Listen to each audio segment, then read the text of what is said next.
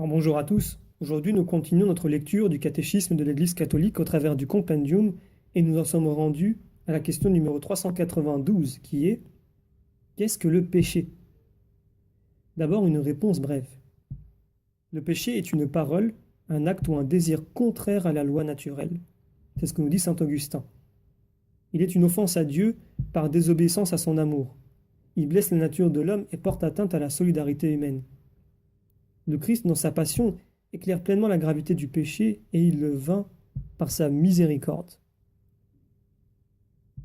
Alors, prenons maintenant les paragraphes 1849 à 1851 du catéchisme de l'Église qui nous disent ceci. Donc le péché est une faute contre la raison, la vérité, la conscience droite. Il est un manquement à l'amour véritable, envers Dieu et envers le prochain, à cause d'un attachement pervers à certains biens. Il blesse la nature de l'homme et porte atteinte à la solidarité humaine. Il a été défini comme une parole, un acte ou un désir contraire à la loi naturelle, éternelle, pardon.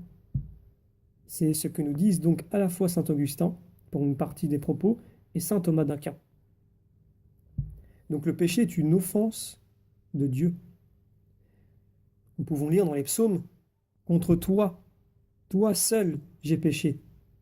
Ce qui est mal à tes yeux, je l'ai fait. Le péché se dresse contre l'amour de Dieu pour nous et en détourne nos cœurs. Comme le péché premier, il est une désobéissance, une révolte contre Dieu.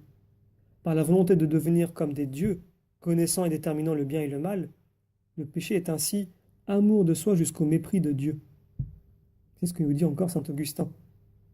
Par cette exaltation orgueilleuse de soi, le péché est diamétralement contraire à l'obéissance de Jésus qui a accompli le salut.